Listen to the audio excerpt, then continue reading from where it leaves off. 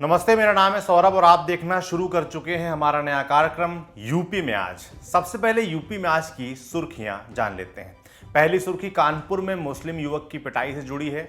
मामले में गिरफ्तार 3 आरोपियों को कोर्ट से जमानत मिल गई। घटना की बात करें तो कानपुर के बर्रा इलाके की रहने वाली रानी राम की दलित महिला ने पड़ोस में रहने वाले अफ्तार अहमद पर जबरन उसका धर्म परिवर्तन कराने की कोशिश करने का आरोप लगाया था। इसको लेकर बजरंग दल के कार्यकर्ता अफ्तार के घर पहुंचे और उसे पीटा। इसी घटना का वीडियो वायरल हुआ तो पुलिस ने 3 युवकों को गिरफ्तार किया था, जिसके बाद बजरंग दल कार्यकर्ताओं ने आधी रात को डीसीपी ऑफिस का घेराव किया था और अब इनकी जमानत की खबर आई है। दूसरी सुर्खी गोरखपुर से है, जहां सीएम योगी आदित्यनाथ 2 दिन के दौरे पर पहुंचे हैं।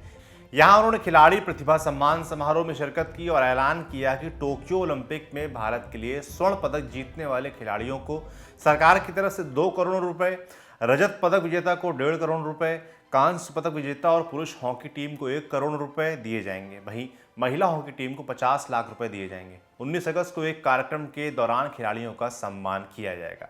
तीसरी सुर्खी आप नेता सांसद संजय सिंह से जुड़ी हुई है, जिन्होंने कुछ दिन पहले हर घर नल हर घर जल योजना में घोटाले का आरोप लगाया था और रश्मि मेटालिक्स नाम की कंपनी को ब्लैक लिस्टेड बताया था। मामले में अब रश्मि मेटालिक्स ने संजय सिंह के खिलाफ 5,000 करोड़ की मानहानि का दावा ठोका है और 7 दिनों के भीतर माफी मांगने के लिए कहा है। मामले में जल शक्ति मंत्री महेंद्र सिंह पहले ही संजय सिंह को नोटिस दे चुके हैं। चौथी सुर्खी अखिलेश यादव के एक बयान से बनी है।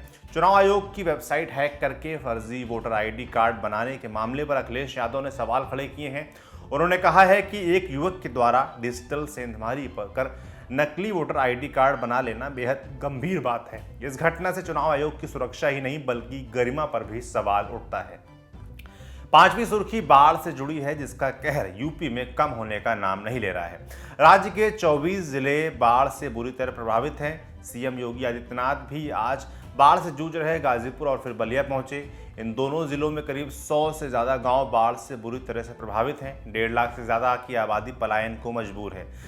सरकार इनके लिए जितनी ज्यादा और जितनी जल्दी व्यवस्था करे उतना अच्छा होगा। ये हो गई सुर्खियां। अब बात करते हैं बड़ी खबर की। दिसंबर 2018 की बात है। योगी सरकार ने सरकारी प्राइमरी स्कूलों में 69,000 सहायक अध्यापकों की भर्ती के लिए वैकेंसी निकाली।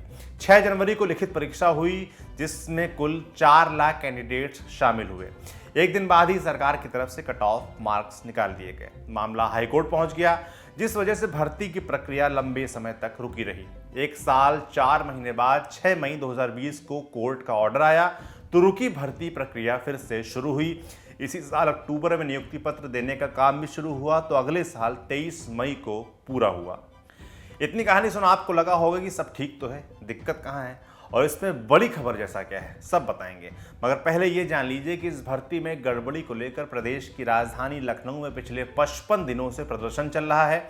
अभ्यर्थी कई बार मुख्यमंत्री सचिवालय, आवास और बीजेपी दफ्तर का घेराव कर चुके हैं, पुलिस की लाठी खा चुके हैं, कोर्ट आयोग के चक्कर लगा चुके हैं, लेकिन हासिल कुछ नहीं हुआ।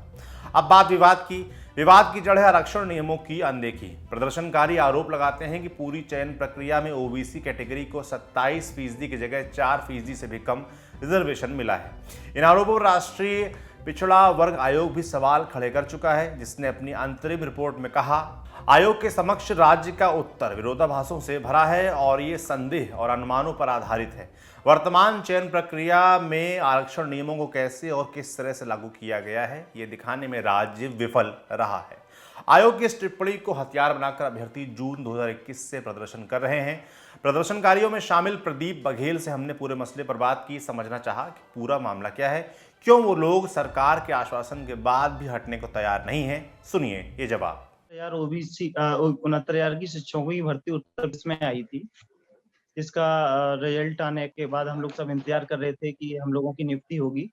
लेकिन 1 जून 2020 को एक लिस्ट जारी हुई, जो कि फाइनल चयन लिस्ट थी, जिसमें हम लोगों का नंबर नहीं आया। वो इसलिए नहीं आया कि ओबीसी का या फिर आरक्षण के नियमों का के साथ खिलवाड़ किया गया। इसका आधार ये है कि जब हम लोगों को लगा कि आरक्षण के नियमों का पालन नहीं किया गया है, तो हम लोगों ने अपनी मांगों को लेकर राष्ट्रीय पिछड़ा वर्ग आयोग के पास पहुंचे।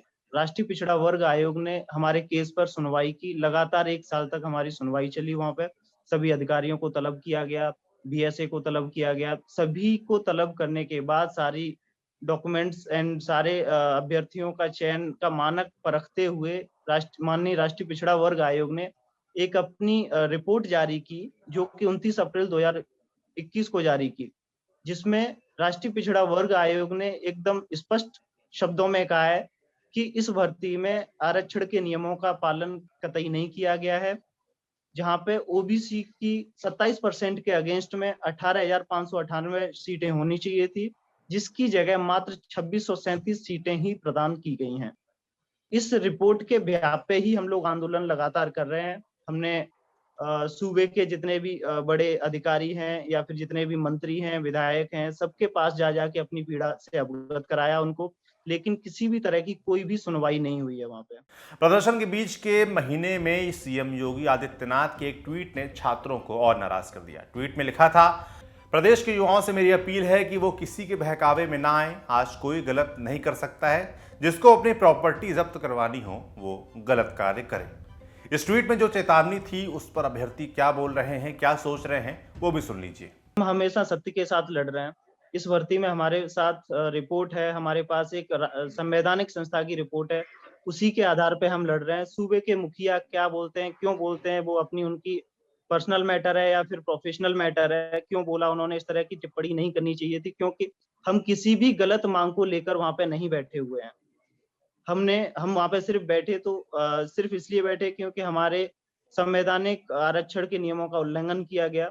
सिर्फ इस वजह से बैठे थे। सूबे के मुख्यमंत्री जी ने जो ट्वीट किया वो उन्हें नहीं करना चाहिए। हम लोगों ने ही माननीय मुख्यमंत्री जी पर भरोसा जताया था, उन्हें वोट किया था और उन्हें मुख्यमंत्री बनाया था। अब वो मुख्यमंत्री बन गए तो अब हमारे साथ ही वो खिलवाड़ कर रहे हैं, इस तरह की बातें कर रहे हैं।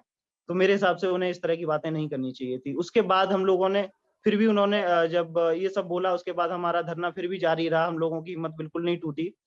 खैर, ये तो हो गया अभ्यर्थियों का पक्ष। अब सरकार का पक्ष देख लेते हैं। सरकार का दावा है कि 69,000 सहायक शिक्षक भर्ती परीक्षा में अनरिजर्व कैटेगरी के 34,589, ओबीसी के 18,598, एससी कैटेगरी के 14,459 और एसटी कैटेगरी के 1,354 पद बनते हैं, जिसके सापेक्ष अनरिजर्व कैटेगरी के 20,301, ओबीसी के 31,228, एससी कैटेगरी के 17,260 और एसटी कैटेगरी के 211 कैंडिडेट्स को सेलेक्ट किया गया है।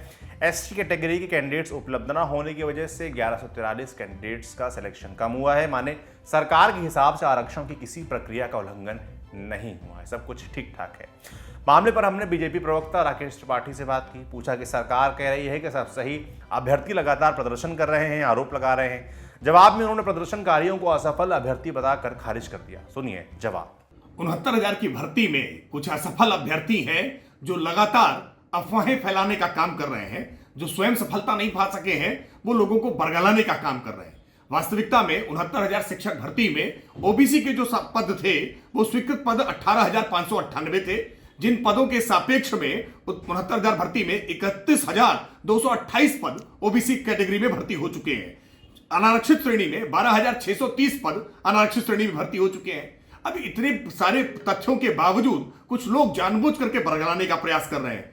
अन्य पिछड़ा वर्ग आयोग ने जो भी आख्या मांगी है वो आख्या राज्य सरकार द्वारा उपलब्ध करा दी गई है। इस बात को हम स्पष्ट तौर पर कह सकते हैं कि उत्तर प्रदेश में योगी आदित्यनाथ जी के शासनकाल में किसी भी प्रकार की भर्ती में ना कोई अनियमितता हुई है, ना अनियमितता होने दी जाएगी। अगर कहीं किसी प्रकार की कोई खामी या कमी अभ्यर्थियों के द्वारा संज्ञान में लाई गई या कोर्ट के द्वारा कोई निर्देश हुआ है तो हमने उसका अनुपालन सुनिश्चित किया है। तो आपने सभी पक्ष सुन लिए, अभ्यर्थियों की सुन ली, इस पर हो रही राजनीति समझ ली।